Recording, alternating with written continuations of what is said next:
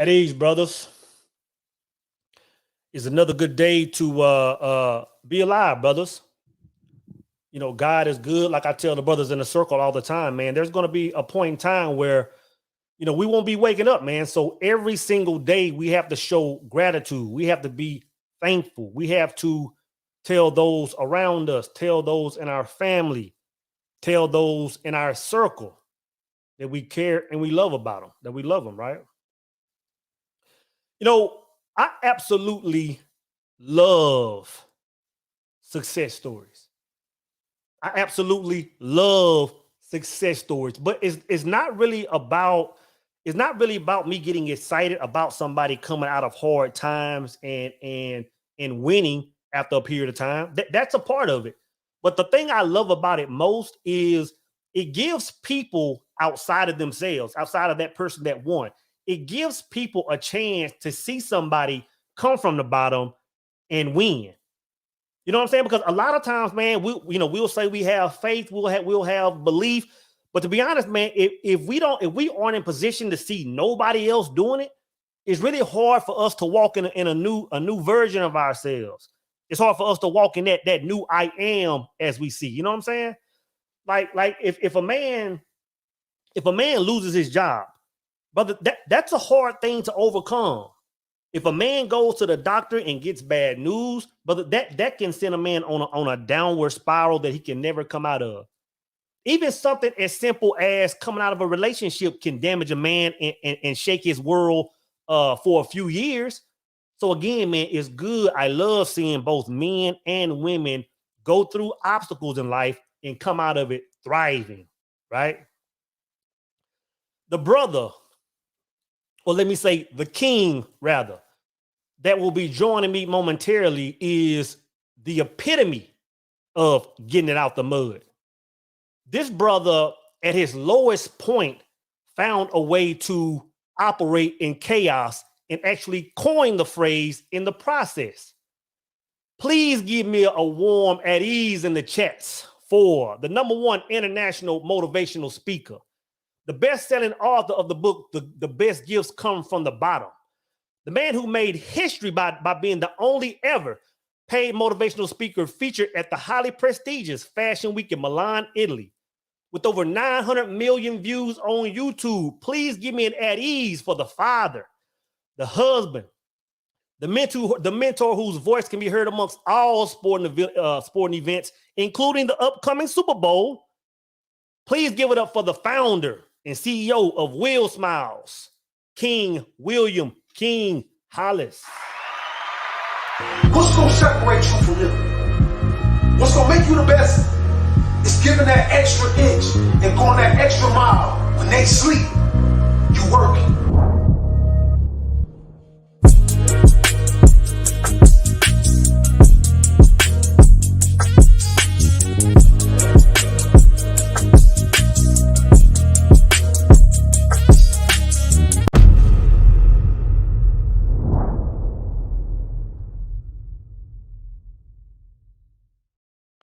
Give it up for brother William King Hollis. Brother, it is an honor to have you on here, man. No, man, it's an honor to be on Immortal Minds, man. I've been a fan of your podcast for a minute, man. Been watching you like you've been watching me, and it's destiny we finally got together. Man, glad to have you. Thanks a lot, man. Thanks for those kind words too, brother. Brother, I'll say this, man. First, I want to say just thank you for being a beacon. Like it feels good to see a man just roaming the earth, and he's a beacon. When I say a beacon, meaning your purpose is to make this world a better place than before you came, right? So it's good to see you doing that, man. And I'll say this: even if a person is just able to see your life on the surface level, you know, maybe kind of see you on an interview on YouTube or kind of scan through your page on Instagram. But they will instantly know that your life is phenomenal, right? But if a person even just digs a few inches below surface level, man, a person will quickly understand, brother, your life is phenomenal, bro. And I'm saying that meaning like your life is actually like a movie. The things you've gone through, the things that you've come out of, the things you've witnessed, the things you've experienced, and to get to the level where you are now, brother, your life. the way you move is just phenomenal, man. And when I call this the frequency of kings, really before we even leave this thing, what I want everyone on this podcast to understand or be able to identify with or be able to tap into is just to focus on what that frequency is. How a man should, what energy should a man move in to be able to operate in chaos, right? But before I say that, man, I'll say this. Like you definitely are a voice. You definitely are a voice for like all young kids that are in situations where they can't see themselves coming out, man. You're also a voice for grown men that are going through things that say, you know what, I'm 30 years old, I'm 40 years old, I'm 50, 60 years old, and I've had this event and my life is over. You're a voice for them, man. But ultimately, brother, I want to tell you, you're and I mean this, you're a voice for like our ancestors. Like the things that you say, I can almost feel the ancestors cheering you on as you say it. You're saying things that people have wanted to say. You're living your life in an energy that people that were here way before us, brother, wanted to live in, things they wanted to say, So, brother, I just want to say thank you for that, man. Yeah, thank you. Just thank you for being you, brothers. But yeah, I want to say this, man. Like it's easy to look at your life now and see a lot of things you have going on, man. Like you said, you did the fashion show in Milan. You're speaking all over the world. It is nothing for a man to look at anything sport related, primarily football, some basketball, and hear your voice and see your image. But I don't want people that aren't too familiar with Brother William King to think that it's always been this good, man. So just for a brief moment, man, I kind of want to go back to your younger years, man, because I really feel like just hearing your story that's where you were really built. Like that's where the nuts and bolts were assembled, man. And I really want to go back to a time when you talk about, your childhood, like back at home. I know one thing I love is the way you speak about your mom. Like I can just hear your voice when you talk about her, how much you love her. But I've also heard you say, there were times where you had to be both a mom and a dad. So can you just like paint a picture of what that was like, in that time when you were, maybe a young man at home, what those challenges were that kind of helped build who you are now? Well, I was born like a lot of our brothers and sisters in a chaotic state. A whole bunch of broken and hurt people. My mother was molested by her father as a young girl, so she grew up and started to use drugs. And something that she kept a secret for a long time. So my great grandmother had moved from Monroe, Louisiana, to Pontiac, Michigan. First she was running numbers, and then taught all 12 of her kids how to cook crack and sell crack cocaine. All of them, that was like the gladiator school for drug dealers down in my city. My grandmother was teaching them this. And, it started off with just drug addicts or drug dealers that turned into drug addicts. It trickled down into the children. A lot of deaths, a lot of mental issues within the family, and people just trying to fight. So I kind of was born into chaos, to say the least, King, and I really just got used to it. A lot of people don't realize that, but you will get used to living in chaos, and then when you finally come out of chaos, you'll go live somewhere in the suburbs in a nice area, and you'll feel more uncomfortable there than you do when you was in the chaos. So, my family, my mother was a woman that fought hard to be there for us, beat addiction, come back and get us. Then we go back to grandma's house, and she'd get back on drugs. The up and down phase of the drug journey. My mother really instilled learning how to be a man before I became one more than anybody. My mother, she taught me how to fight. She taught me how to understand that, emotions get you killed. And that kind of had me in a bad situation in school and, relationships, because I didn't have any emotions. Emotions was like to me, emotions to this day, you know, I learned how to channel it in a different way, but emotions is a weakness. Emotions is a disease that, you know, us young black men don't really have the luxury to really buy into, because once you get too stuck into your emotions, you're not able to think for yourself. You're not able to execute on things and stay focused on things because of emotion. When I said that viral quote where I said you cannot be great if you cannot operate in chaos, emotion is one of the main things that I meant in that. And true champions and true kings are made when trials and tribulations come, but you're still going.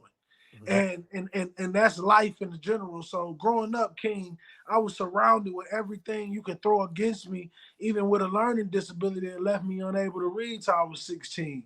So, you know, man, I'm glad you said the part about she kind of taught you how to be a man, because I was wondering about that, because this is what crossed my mind, bro. And I said I want to ask you this. I knew your father was gone, you know, at an early age. He was locked up at an early age. I'm not sure what age, but I know it was very young. And I remember, man, when he got out, and I want to definitely talk about that. But I was just looking at, because this is my thing. I can see a young man now. I can see a man in his 20s now, and I can tell if that man was raised around a man.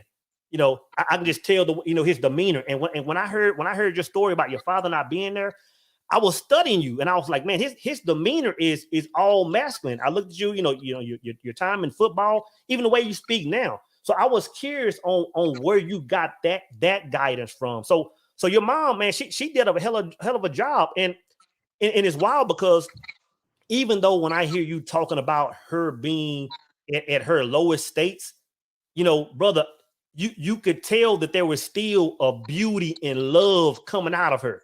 Like even when she knew she was moving wrong, brother, her intentions and her actions were still saying, baby, like I'm looking out for you. And I think that's huge, the way you expressed that, brother. But I was wondering how where you got that guidance. I didn't know if it was well, my cultural father was locked up a little later or- in the years. But my father always, he taught me key things. Like when I was to go visit my father, man, we used to drive.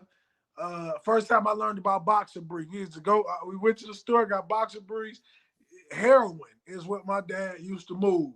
I put some in my boxer briefs. He put some in his. My cousin put some. I was down there 14, 15, driving from LA to Las Vegas with my dad, and then hopping on planes, flying bowls of marijuana back to Detroit.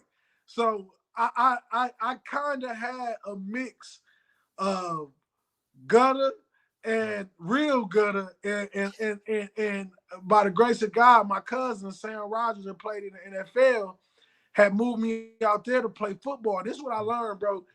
A lot of us is not bad. It's our environments, bro. It's the truth. It's the environment.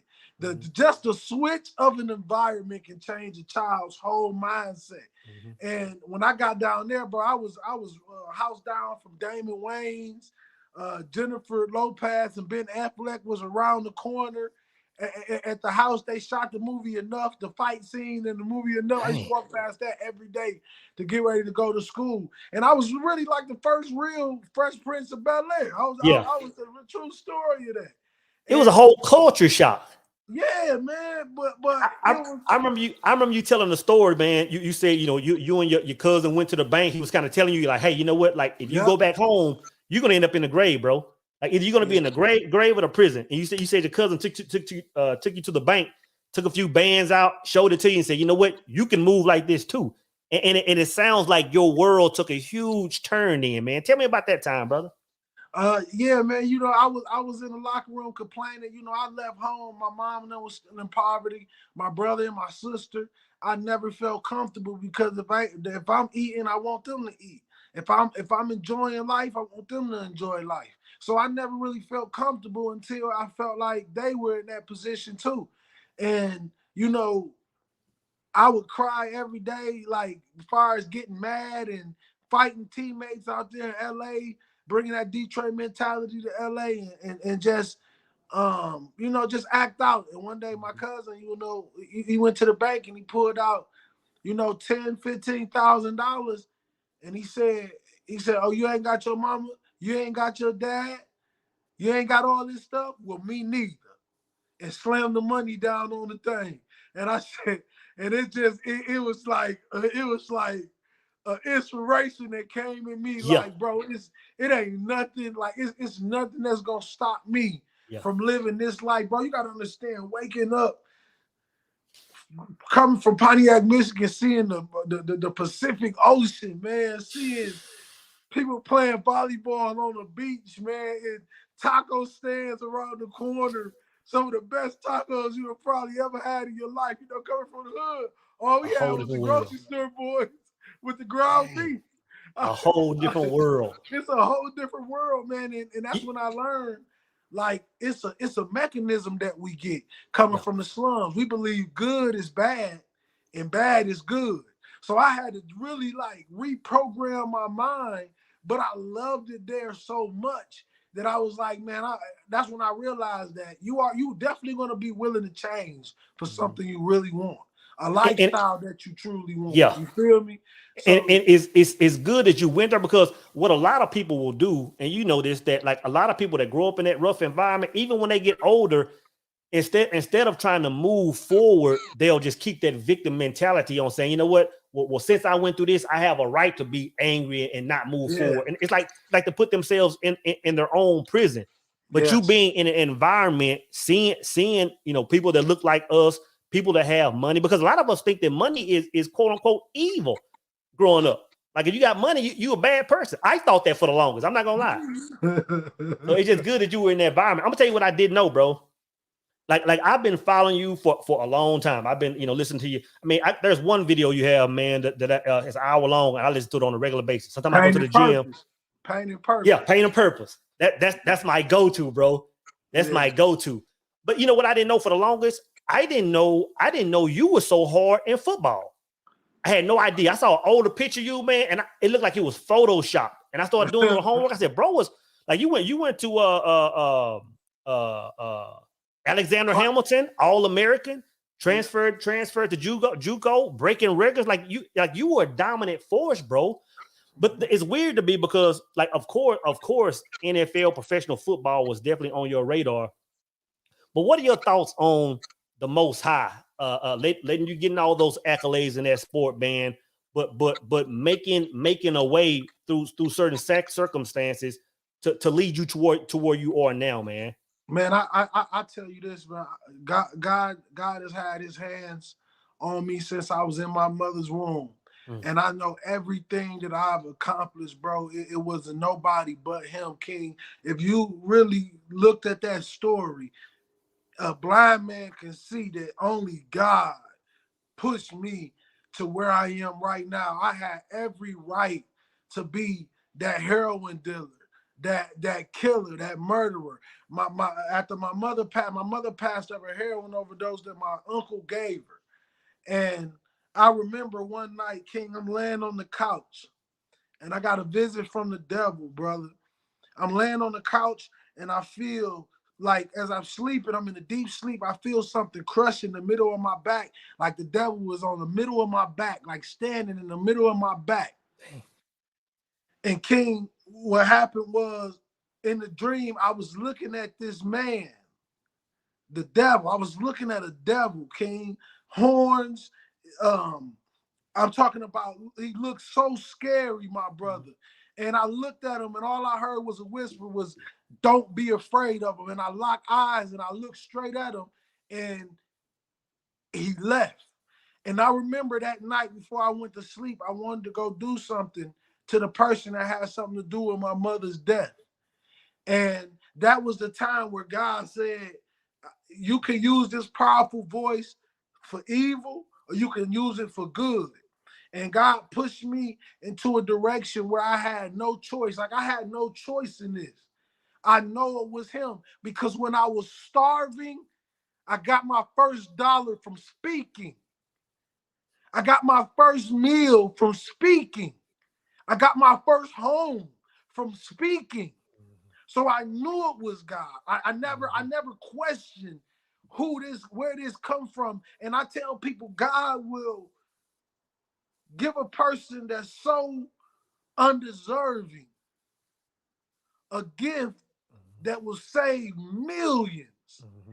And while you're saving these millions, you're healing yourself. Mm-hmm. The reward is the healing of self. It's a way of knocking off pieces of the devil that wanted you and been on your family tree for so long. I'm shaking it.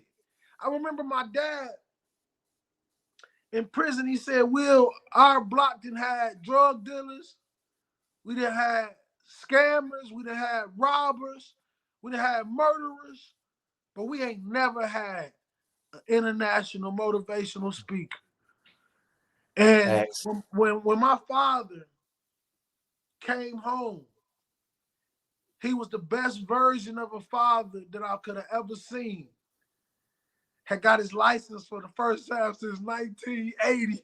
Wow. Got a job. And he told me, he said, "Will, I want to see how I feel to live right." Mm-hmm.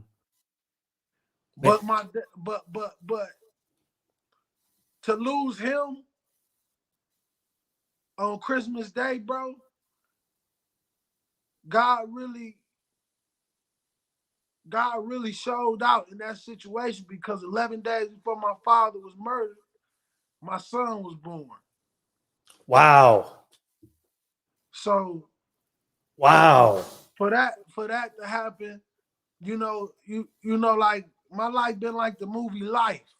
And a lot of our life been like that. Like at the end of the movie, when all them people start to disappear and everybody get to go, bro, you will start to realize, man, damn, bro, everybody that knew me and when I was around, I laughed with, my family, they gone, bro.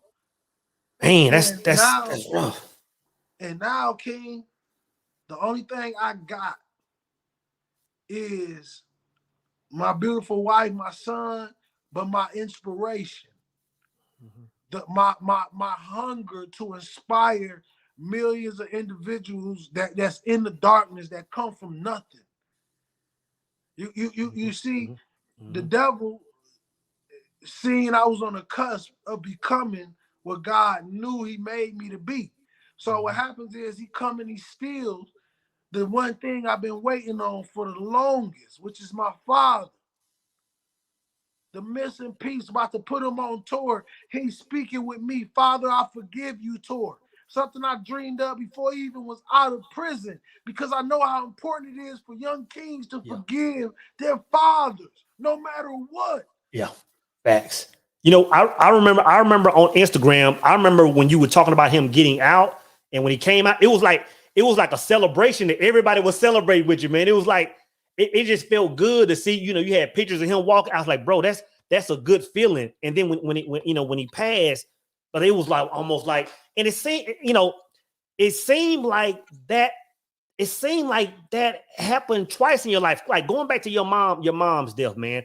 I noticed two things with your mom's death. One, it was like you were putting in so much work your whole life. I'm talking about going through the times where you said, you know, you were going to drug houses to kind of look out for, make sure it was good, and growing up to where you was, you know, playing sports, and you saw in your mind, like, this is the way I'm going to get mom out. And when you would put yourself, when you were right there on the edge of breaking that barrier and crossing over and being able to, like, mom passed away. And it was like, it was almost like you were feeling like, brother, I was almost there. Like I almost was able to save her like I wanted to. But then something beautiful happened, man. Like when you said you went to her funeral, and that was the first time you really put work in and gave a spiel. So it was almost like mom in her own way was kind of like guiding you, saying, you know what? Like I was your focal point to get you up to this point, but now that you're here, let me help God redirect you, man. It was a beautiful thing to hear you talk about, brother. But listen, King, this is, my mama used to say this when I was little. I came home with an IEP and wanted to put me in special ed. The kids would say, "Oh, King, Will dumb, Will dumb." And my mama used to always tell me this. She said, "Will, you're not dumb. God gave you a special gift, but you won't understand until you become a man." My mama used to say that to me all the time. And she used to call me the chosen one. She used to always say, like you got something special in you. Your heart is different than this block, than this neighborhood, and what you came up around. You know, man, I grew up watching my dad come in the house, bro, with blood on the shirt, blood on the hands. You know, my dad lived that life. And, you know, to see what all unfolded with my family, King, I realized, like, I was the chosen one. Mhm. I was the one to watch all that pain, but I didn't crumble, bro. I didn't crumble. I broke down. I bled a while, but every time I got up and I kept fighting. Like when I ran out of time with my mother, Mhm. God was pulling me away from football then. Mhm. I was at North Alabama with Terry Boughton, and Oh, dang. you know, I'm getting ready. He illegally recruited me out of Clark Atlanta University. I was nominated for the D2 Heisman Trophy, Dang. and he brought me in. You know, on a legal recruiting trip, it was like, you know, you remind me of Takeo and all these other linebackers. I want you to come play for me. I get into the spring scouts out there. I'm getting there. He signed me to set out a year. I'm getting ready to play my first season. I get a call and say, you know, your daughter Halo is on the way. So I get ready and go and fly out. Terry Boughton flew me out to Boston to give birth to my daughter. Um, the day after she was born, the mother of my child, mom, left the hospital and was paralyzed. The messed up part about that was the mother of my child at the time was supposed to go live with her mom until I finished college, till I finished my senior year. Um, and that was out of the question. So I literally, in the prime of my career, I had to leave school. And I remember the day I had to tell my mom that I gotta go. I had to make a decision between my daughter and my mom, the woman I tried to save. My whole life, I had to make that decision, and I had to pick my daughter. I was so confused. I was so messed up in my head, King. Dang. And I remember calling home to my mother, and I told her what I had to do. And I remember my mother telling me, "You made me proud," almost as if she was telling me goodbye, like she Mhm. couldn't hold on anymore. And Wow. you know, the last time I ever seen my mother was uh, I went down there to visit her, and she was in shackles in the courtroom for running out of a store trying to steal food. Dang, bro. She was in shackles, my queen. And Dang it, bro. I went back out to California to train to get back into football. I told my mom in the courtroom, hold on, I got you. I'm coming. And I went down there and I started training, a week into training. I finally got everything situated in Boston. I worked as a therapeutic assistant at Cedar Hill Hospital down there in Massachusetts. Got the money up, got the mother of my child, my daughter, and them into a house situated. Then I fly out to LA, fly out to Michigan, see my mother in the courtroom. Then I fly back out to LA to train and get ready to go to Tuskegee University. And 2 weeks into training, I get a call and say, "Will, your mom passed of a heroin overdose." Yeah, Bro, that had to hurt. man, That dog. had to hurt, brother. King, one of the worst pain. I tell everybody, bro. I think that's where my motivation comes from, bro. I got a lot of I got a lot of pain that I went through, you know, Mhm. and burying my father, you know, Yeah. that took everything in my spirit and my soul, man. It was nobody but God that's helping me get through that. Because when you go through these type of things, these type of dramatic things, sometimes, you know, people say you'll get to the point where you don't even want to live no more. Mhm. You get so tired, bro, and you'll be like, man, I'm dog. I like, dog. I done took everything I could take, bro. It ain't nothing else. Mhm. Everything I ever wanted to work for, everybody I ever wanted to make proud, Mhm. they vanish. But Yeah. then God give me my son and my wife, Yeah. and he reminds me, man. That's why I tell people when I'm motivated, I'm really going through the pain. Mhm. I'm really going through it with you. This ain't, I'm not just talking to you, trying to act. Ain't nobody a professional in pain but God. Facts. So I'm Facts. not gonna ever be fake and phony with people who listen to me. I'm gonna tell you, we in this fight for life. We in this fight to make it and keep living. I just get the messages through God. God just give me the messages. I'm just a messenger. I'm not I your love it, God. bro. I'm not your guru. I'm just a messenger. And whatever God gives me, that's why I never wrote a speech in my life. That's why I don't put no scripts together before I go speak. It's always going to come from exactly where God wanted to come from. So I feel like it's my duty, but it's not only my duty, it's what I love. I want to talk about that mission, man. I want to talk about that your mission of speaking and that whole blow up. But you said something. You said something that I want to address before we move into the lighter side of things. Like it seems like you were going through a lot. You were losing people and things were happening and injuries. And you spoke of one time where where you were speaking to maybe a couple of brothers or just a few brothers, and you were headed back to the hotel, and it was like I guess you had been spilling your guts to them, telling them about your life, and it was like you had to relive all that stuff. And you said that in route to the Abraham Lincoln Hotel, I believe you said you were steps away from the entrance, and your whole agenda going to this hotel was to take your life. And when you said that, bro, that struck me because I've been there, man. And I don't think a lot of people. The thing is this: like there are the numbers of people that take their own life every day is unreal. It's unreal. But I'm curious to know, like, what was the energy you were in? Like, what was that like? What was going through your mind those few steps before? I was just completely tired, bro.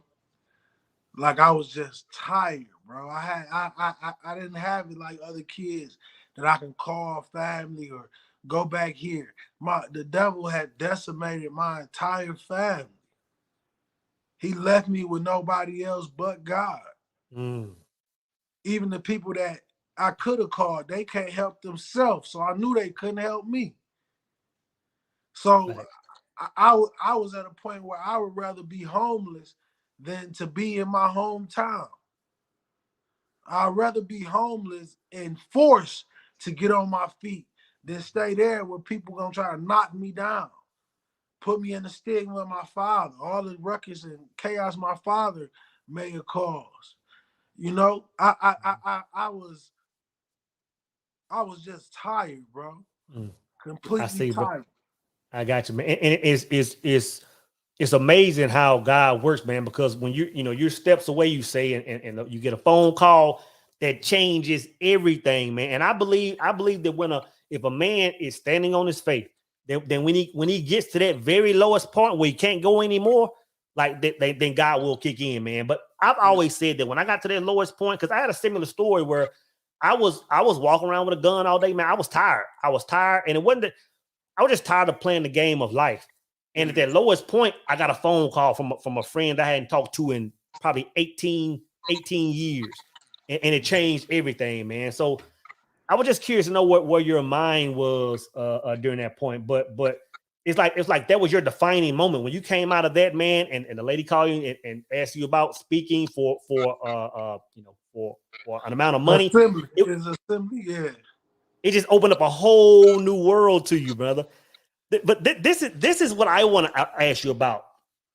Like, well, really, it's two parts. I really want to ask you about that viral moment when things just changed. But brother, I heard you say something that stood out in my mind that I really want to talk about first, man. And it's really about your queen.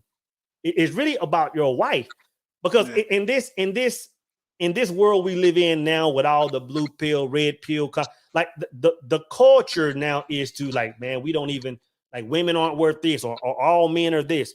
But brother, when you before you were the William King Hollis that you are now, brother, your queen was holding you down, man. So when you took off, life was already, that part was already set up, man. I want to know this, and it might be a wild question, but when you and your wife met, now what state were you in? Were you in a high vibrational state and just low terms, or what was life like? I was on my lowest. I had nothing. I could tell you a story when I first met her, she was a tax guru. She focused on all taxes, would help me get my taxes together. At the current time, I was just going through a bad breakup. But you know, I really wasn't looking for anything, or I don't think she was looking for anything. But she came into an Airbnb that I was staying in. I got a small little place to stay, and she came to do my taxes. Uh, so when she came to do my taxes, I was setting out, and she looked in the refrigerator. She had went and looked in the refrigerator, and was like, "Got some water or juice." And then she looked in there, and she was like, "Will, are you like homeless again?" And I remember her just getting her tax business off the ground, and she was waiting on checks, waiting on business. She downloaded the Uber Eats app and Uber Eats to get me food. 2 days Wow. later, I got a deal for 10,000. After that, 3 days later, another one for 20,000, and I've been with her ever since. And we never been apart ever since that day. That's a beautiful thing, brother. Yeah. And the beautiful thing about it is you had the opportunity to experience being at a low spot to see if she was really in your corner before things took off. That's the most beautiful thing you could put. You never gonna know the true intentions of a woman until she got you at the bottom. And a lot of people might say that's crazy, that's nonsense, but it's a lot of people that they don't realize once they lose that money, the love gonna feel a little different. Mm-hmm. And until they test it, you will never know. I promise you that. You will never know. They gotta go through that storm with you sometimes. Because in this day and time, man, we got so many people with 3 to 4 faces, King. They can pretend to be anything they want for that money. But when you know you ain't had nothing, you know, like, yo, look, you beautiful, you amazing, queen, but out of all them people, you still chose and stuck with me. So for that, it makes it a little bit easier for a man to go out and build a legacy and wealth for his family because he know it is appreciated.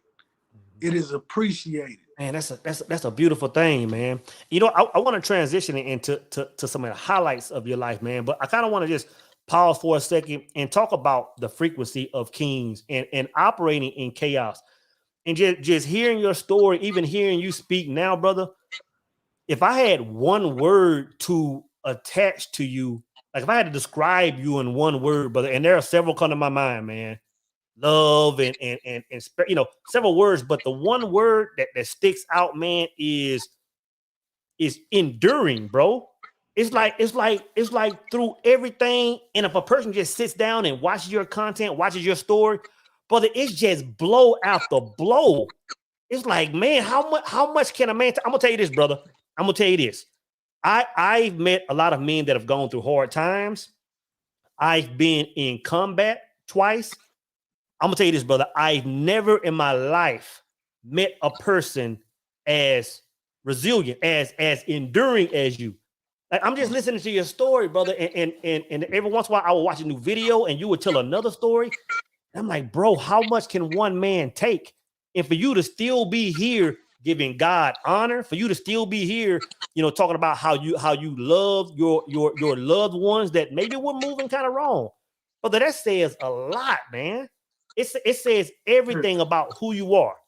But I want to ask you, like what are the traits, or what kind of mindset does a person need to have to operate in chaos? You got your life on the line.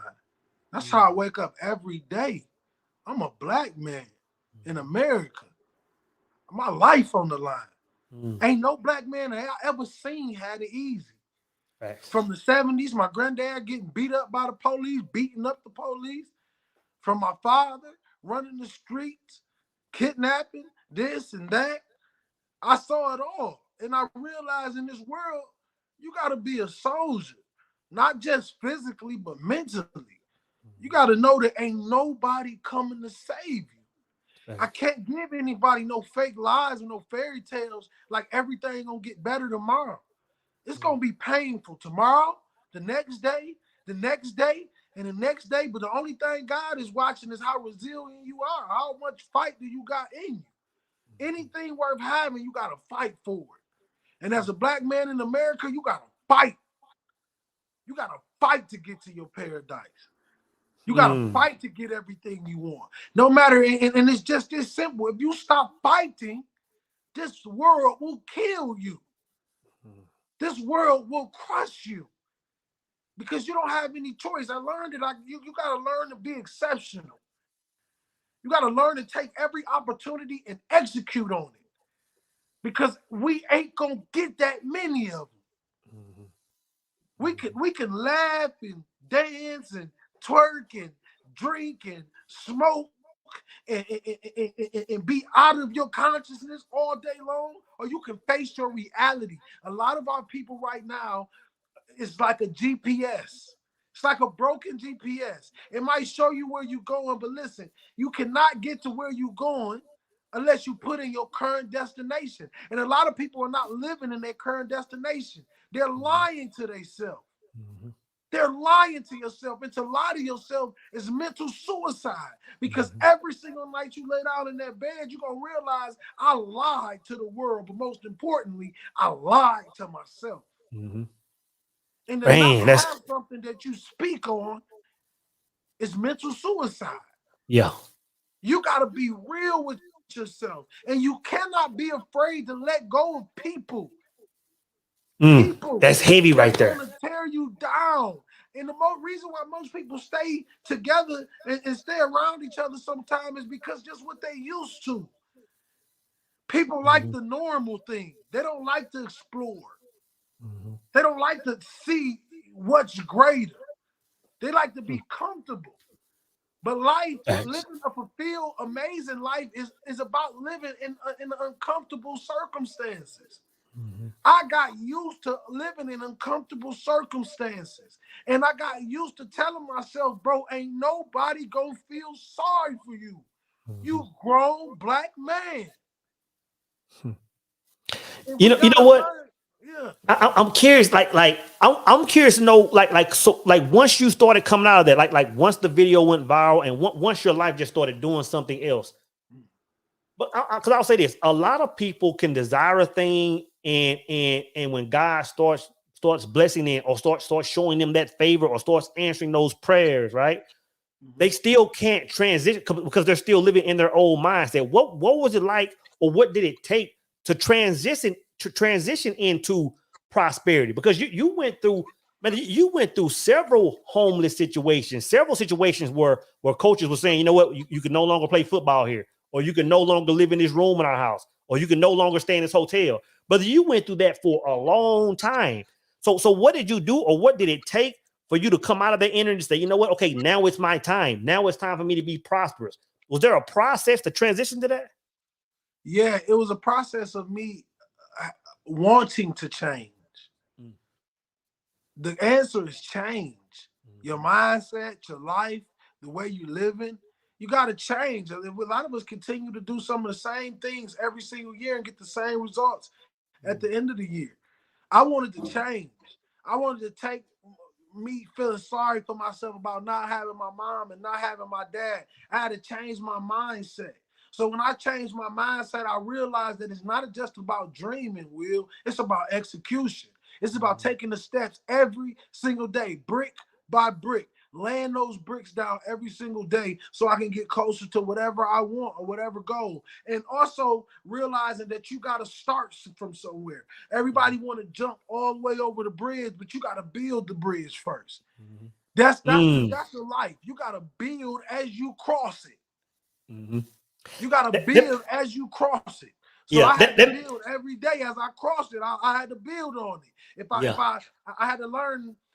Jim Rome talks about it, increasing your value. Don't get mad when somebody say you don't got what it takes, or that's not good enough, or that's not what I want. You got to smile. Go back to the drawing board, go back to the lab, increase your value. And when you come back, they'll respect it because they know you earned it. They know that you worked for it.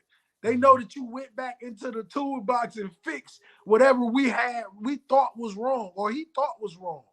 And the thing about it is, we live in a generation now where people think we care about what they think about themselves. When it comes to businesses and brands, nobody care about what you think about your brand. The top company is looking at how the world thinks about your brand. That's what people want to know. So people stay stuck. And we live now in the time where everybody act like they got it all together, to the point where people that can help, they don't see no reason to help, because you seem like you got it all together. Thanks. You got to show where I'm hurting at. Yeah. If you try to act and pretend to be something that you're not, eventually the skeleton's gonna fall out the closet, man. You're gonna ruin your brain. Your whole brain's gonna be ruined because they know you fake. Facts. You said something that made me think about something that I heard you say, man. When you were talking about reading different books, and I'm always talking about different books, and I quote some of the greats, of course, the Nevilles and the Napoleons. But you said something about, like, I pretty much limit that reading of certain works because I want to form my own blueprint. And when I heard you say that, I said, you know what? That's true. Like a lot of men are putting knowledge in books, and that's good. But your priority should be, that's their experience. That's their view of the world. And I think when a man is at that level where, he's forming his own blueprint, it changes everything. It's more accountability. Yes. It's like I tell people all the time, man, don't taint your original creativity that God gave you. Everybody has something original. And they say nothing new under the sun. It's nothing new under the sun. That's a lie. That's a lie. It's something new under the sun because God puts it there. He puts it there. But a lot of us, we start to read other people's stories or other people's business methods, and you're like, oh, this is how I do it. But God didn't make you do it that way. Maybe he's giving you the new blueprint to teach other people. Put it like this. Our blueprint as Black men and the other blueprint as a Caucasian man is two different blueprints. It's two different blueprints, because let me tell you something. To bring inspiration to the projects and to prisons, like how I bring it right now, is not an easy feat. It's a very hard thing to build self-development within my community, because we have so many layers like an onion, so much pain, so much resentment, so much hatred for each other, that's just, you got to get through all of that so you can get to that point where you're thriving in a better situation. So with me, King, I'm in the business of changing the game, not playing the game. And these quotes that I'm creating and I'm coming up with and the things I'm saying, I love it when people say, I've never heard it that way. And I can say, that's because I never read it that way. Yeah. The more you read all of these things, you can. The most important book is the book of God. That book gonna give you more game than any other book in the world. It's gonna teach you how to treat the customers, your brothers, your sisters. It's gonna teach you how to operate when things are getting hard and things are going wrong. It's gonna teach you how to identify the devil when it's standing in your face. A lot of people looking at money and looking at cars, and they looking at these men as gods. But they ain't nothing more than the devil disguised as a god. A devil disguised of a god. That's what you're looking at. So what being engulfed with God and having a connection with God is, he has those bifocals. He has those bifocals that you can see straight through the devil, bro. I love it, bro. And it's so crazy, when you really connected, the devil will run from you. They wouldn't even want to be in the same room with you. It was something you said, and I heard you say it maybe once or twice over time, and it's a beautiful thing. Like, I always say that, when I hear people talk about being enlightened or being woke or being this, But in the same sentence or the next sentence, they'll say, okay, well, this race is this, or this race is this. I say a man still has at least another level of enlightenment if he still sees the color of a man's skin as his enemy or whatever. And I heard you tell a story, man, where you had that awakening, where you thought it was all brotherly love, but you say, you know what, there are some people that have the same skin color as me that are against me. At the same time, there are some people that have skin color that are other than mine. And I thought that really said a lot about you, man, because I can hear in your message, I can hear when you speak to young men, and I've seen videos of you talking to young men in lower sections of the city. You're all about empowering Black people, but at the same time, that doesn't mean taking somebody else down. And you use the word love a lot, man. That just says a lot about your character and your overall mission, man. So I'm just glad that you are a brother that has that understanding. I want to talk about really, man, the latter part of the blow up. Brother, you have a Super Bowl commercial, man. And I know you posted it on the gram, you posted it, and I'm like, man, I don't even know if you realize how huge that is, because you've been on this track for so long. You've been overseas doing work. Like I said, you were one of the first paid at the fashion show, and a million other things you've accomplished.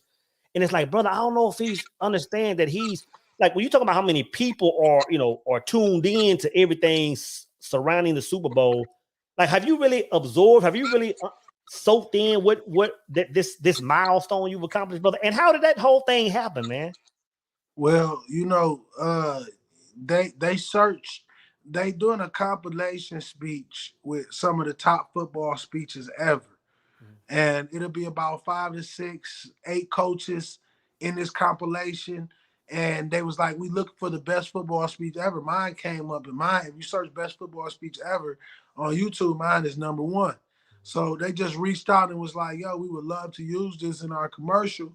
I was actually supposed to be in the NFL draft, this year's NFL draft too, but I missed the email. I didn't get it in time. So I believe some of the producers were searching around. They found it again and was like, yo, we want to use it this year, for the Super Bowl. So, like, to be honest with you, man, I'm really not a celebrator of anything. I'm always looking for what's next, bro. Like, I've been putting in work for 10 years. I know I done been homeless. I done been playing nights without meals. I deserve this. So when things come like that, I was like, man, about damn time. I got it. Facts. I got it. But if you really know what you want out of your life, like I ain't gonna lie, man, I want to be considered one of the greatest vocal leaders and speakers ever. That's one of my missions. That's one of my goals. I also want to save, I believe with social media, I can save not millions, but billions of individuals all around the world. And I go, and my driving force is for me to be able to meet my mother and my father one day in the place that they rest. And, like, man, I understand a lot of people forget about Judgment Day. They forget about living wrong on this earth. And it's like a lot of people just literally forgot about it. But it's something that the closer, more people I lose in my life, I get closer to death. Like, it's like the closer they die to you, the closer to death you get. And I realized, bro, I used to be afraid to die. The older you get, you looking at it like you seeing all the people that you love the most. They like, man, I ain't fearing no death. No. But I got a lot more living to do, and I got a lot more grinding to do. But King, I'm a person that, I don't celebrate for too long. I feel like the Honorable Elijah Muhammad once said, the moment you think you made it is the moment you start back at the beginning. The moment you think you made it is the exact moment that you start back at the beginning. And I have no plans of starting back at the beginning. I came too far. So I don't never act like I made it. I celebrate those things because I've done all this independently. No social media teams, no managers, no major publications. My book was self-published by myself. It went in Walmart, Barnes and Nobles. Les Brown wrote the foreword. I've done everything that somebody, even when you look at the top speakers in the world, I'm number one in most of those things. If you go to YouTube and search best black speaker, I'm one the number one videos. Painting Purpose is the number one video that pops up. You go to best football speech ever. It's my football speech.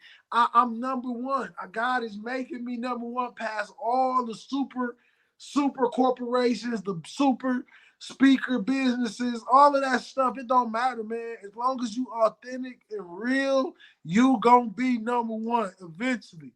You're gonna be number one eventually. And I look at all these speakers. Uh, the other speakers never made history in Milan. The other speakers didn't get booked for the Super Bowl. But I learned you gotta wait your turn, dog. Your turn is coming. Your turn is coming. And I'm just waiting my turn. And once the Super Bowl over with, I'm thinking about I want to get into acting. I want to get into movies. I want to expand, bro. I want to do. I mean, right now, man, I just want to live life, bro, and and take a chance on everything that I ever dreamed of. You know what I mean? Like I'm not afraid of. I started at the bottom, so I'm not afraid to risk it all. I'm not afraid to put all chips in. What fulfills you, man? What fulfills me, King, is being able to be there for people that I love that can't be there for themselves sometimes. I'm addicted to giving. If I couldn't give, I wouldn't want to live. I would still want to be here. If I couldn't be a man that takes responsibility for my family and my sons and my children, I wouldn't want to live. You know, like it's been, my daughter, went through was basically homeless with me. She wasn't homeless physically, but when I'm homeless, it was nothing I could do for my princess. It was nothing. I was just trying to find my sanity. And me, I'm the person that I'm going to give my last, bro, to help people that I love. I may bicker like any man and be upset sometimes, but at the end of the day, when you sat down at that table and your wife giving you that dinner, and you looking at your family, you realize, like, at the end of the day, bro, this is the blessing. It's not really holding on to the money. It's really about taking care of the people that need to be taken care of. And whenever I can, whenever God bless me to do so, I'm going to do it every chance I get. So that's what really drives me, man. The ability to be able to help. You got to think about it. I always wanted to save my mother's life. When I met my wife, she had a 16-year-old daughter, which is 18, graduate this year. And I look at it like, as her being a single mother, it's just something, some men will run away from that situation. But, I looked at it as a second chance to save my mother. And I looked at it as that's why, I feel like God gave me all the tools and all the money and all the resources I need to take care of that family when I got the family. He ain't give it to me literally until I got the family. So, and it showed me, my wife showed me this.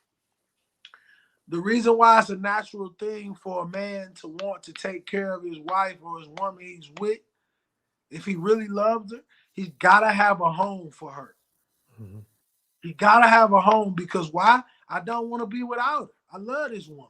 If you love that woman, I don't want to be without her. I want her with me. No matter how hard it get, the arguments, the bills, whatever it go through, you got to know that it's worth it. All the stress, all the things that we as men go through trying to provide for our families, at the end of the day, it's worth it. Because, if I was to die today, I know that my wife will make sure, my daughters are taken care of.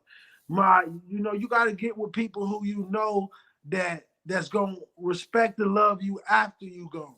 not just while you here you can give.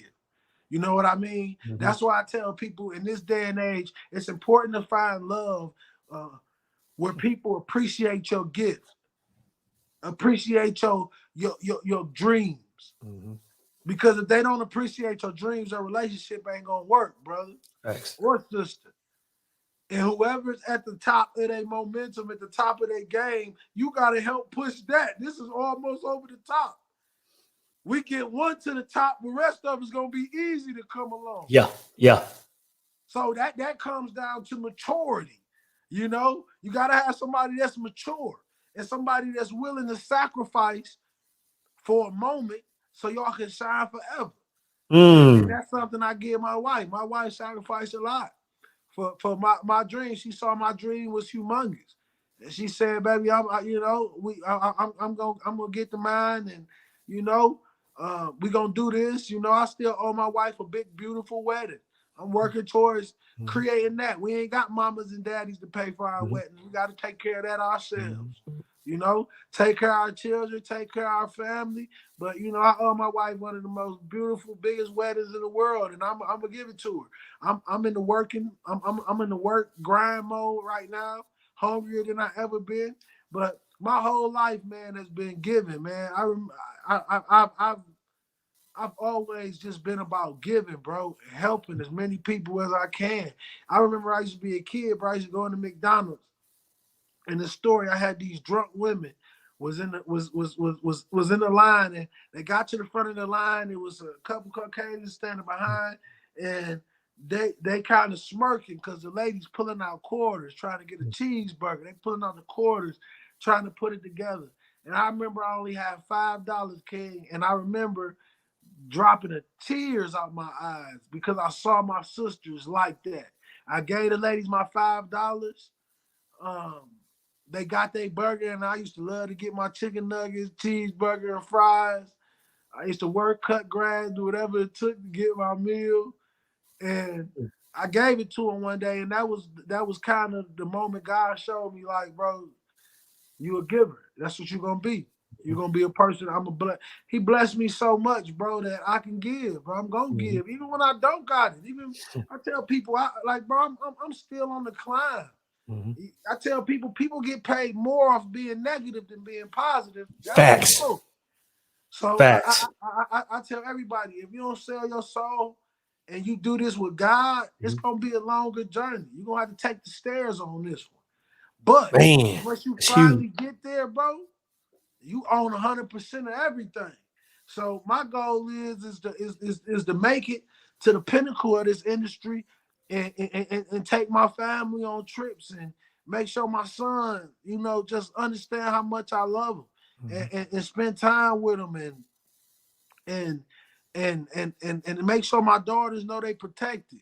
You know, they always say your first child is basically your test run to basically learn how to be a father.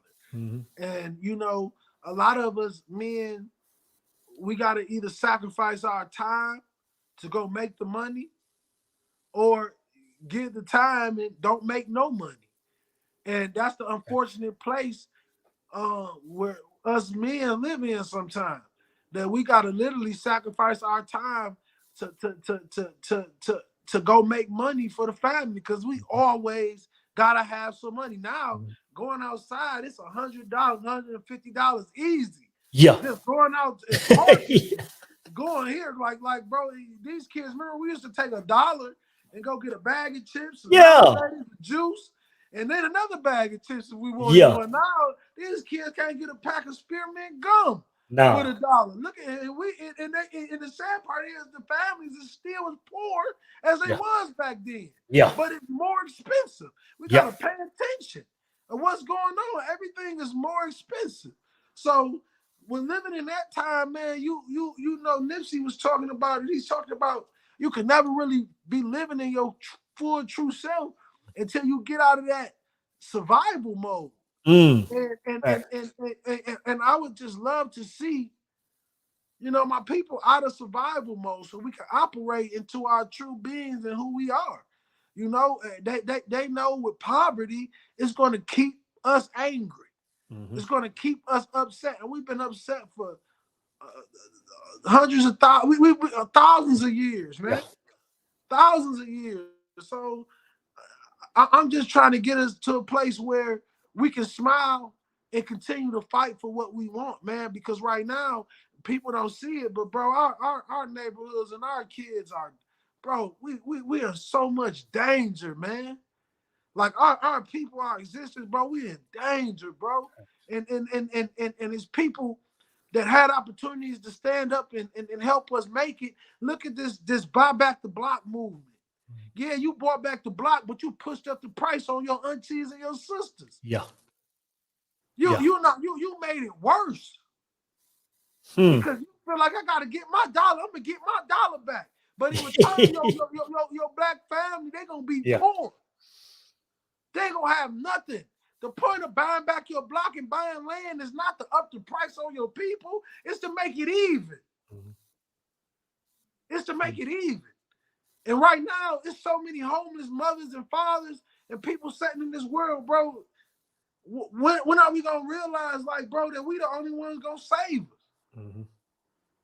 That's real. But like I said, man, I got dreams of becoming a minister one day, opening my own church, opening one of the first churches that don't want tithes. That's powerful. My grandfather taught me, if you're gonna build a home, Will, you better be able to afford to build, son. And if you want to invite people over, you got to make sure you treating them with respect and dignity. You want to see who really works for God? I look at speaking. God gave me speaking to create the wealth, so I can open this church. You know what I want church to be? I want that grandma and that auntie to bring me a beautiful, beautiful dinner that we can all share the church together, that we can all break bread together. Bring me the same thing they brought God. Goods. Bring me food. Let's eat together. Let's feast together. Bring me some tomatoes out your garden. Yeah. Let's break bread. Because once you remove the money, then you can see the heart. Brother, I can easily say this, man. I've always admired your passion. I've always admired you as a motivational speaker. I've always admired the way you move as an influencer. But brother, I can easily say now, man, I admire you just as a man, just as a raw man, just the way you see the world, just the way you love people, the way you're going to leave this world. I can easily say this, man. You're going to be one of those people, and you might not know this because you're in your experience. You know, this is something only that most observers. You're going to be one of those people, brother, that men will speak about for at minimum 100 years after your death, man. So you should know that. I don't know if anybody tells you that, man. I'm sure you can feel that the rooms you're in, the elbow, like what you're doing, man, you're a beacon, brother, and your name will be spoken well after you're gone, man. And that's fulfillment, man. That's mission. And I want to be a respect of your time, but I know we've gone out over an hour, man. I know you want to spend time with family. I just want to ask you two more questions. First off, but let me just say thank you again for joining and blessing us, bro. Like your presence, again, your passion is phenomenal. Your story is unreal. And just to hear you, firsthand talk about some of these things and some new things I hadn't heard, brother, it's touching. Not only that, man, it's an honor. It's an honor to have you on here, brother. It's an honor, bro.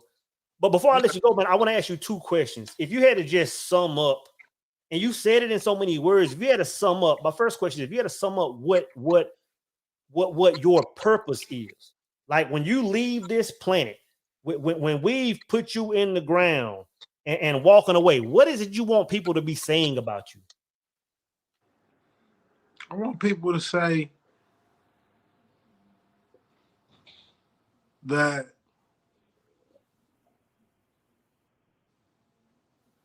he accepted his pain, but he never inflicted it. I had so much pain, bro, and I just thank God that every day I still wake up wanting to inspire. So I just want the world to remember me as a kid that took the pain, but turned it into love. That's huge, brother. That's huge, man. And my last question, brother, and I'm gonna let you go. Who is the person? Who is the one person, whether alive still or deceased, that had the most impact on who you are now and why? I would give the toughness, the true grit and toughness. I have to do that a split between my mom and my father. My father never let me sit up and cry because he told me that it never really changed nothing. He taught me how to think about a solution because the problem we can't change. My mother, she taught me how to help people when they need it. Be there for people and never get too arrogant and cocky to the point where you lose God. You know what I mean? So I would say a mix of my mother and my father. They taught me what God needed them to teach me to keep going. Like I look at this right now, God took my mother, who I wanted to save, took my father, who I wanted to save. But the same energy I had to wanting to save them, now God is pointed in the direction of the world. He knew I had enough love and fight in me to exude that in the world. So now he just gave me a promotion. Now I got to go save that drug addicted mother because I can talk to her because I'm the son of one. I got to go save that kid that hates his father, but his father's still alive. I got to let him know that, hey, it's some information you're going to need from Pops. And you better get it before it's too late. I need you to get that. That's your secret weapon, my brother. And I'll be able to talk and I'll be able to be my cousin that sat in that car and said, me too. And there's something about that me too that inspires people to move and move in action. I love it, brother. I love it. Brother William King Hollis, y'all, man. Brother, you blessed us. And I know as we continue to watch this replay, you'll continue to bless us, man. Thank you again for carving out time, brother. Thank you for being the beacon that you are, brother. And please never look back and never stop what you're doing, man.